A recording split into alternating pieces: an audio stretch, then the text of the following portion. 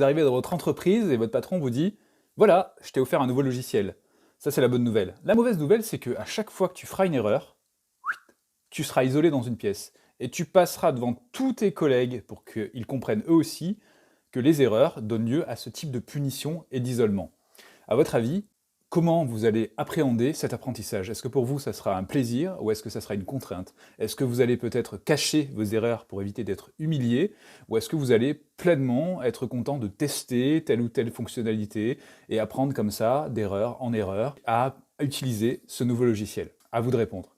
Et si vous avez répondu que cette manière de procéder est plutôt un frein à votre apprentissage, et que ça risque même de créer un ancrage négatif par rapport à l'apprentissage en général, et vous pourriez même douter de vos capacités, parce qu'à force d'être humilié, on finit par se dire qu'on ne vaut pas grand-chose, eh bien, sachez qu'il existe d'autres méthodes. On peut effectivement valoriser les erreurs en disant « Écoute, c'est super ce logiciel, tu vas apprendre à t'en servir, et je vais te laisser le temps nécessaire pour ça. » Parce que tu as besoin de répétition, j'en ai bien conscience, parce que moi-même je suis passé par là.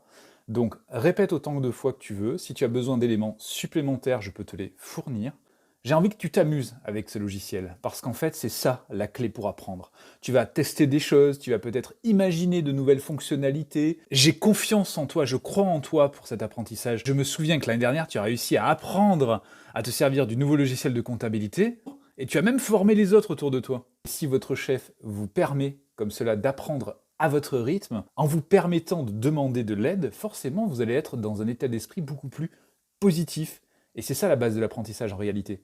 Les études ont démontré d'ailleurs que les émotions agréables favorisaient et facilitaient l'apprentissage, alors que les émotions désagréables, par exemple quand on menace, etc., vont ralentir cet apprentissage. Donc, si vous, en tant qu'adulte, vous n'appréciez pas d'avoir cette pression autour de l'apprentissage, essayez de faire preuve de compréhension et essayez de mettre en place un environnement ludique et bienveillant pour que justement votre enfant puisse apprendre déjà de votre propre comportement, parce qu'ils nous imitent et c'est là la première base, et qu'ils puissent eux-mêmes faire leur propre apprentissage, bien sûr en respectant les règles.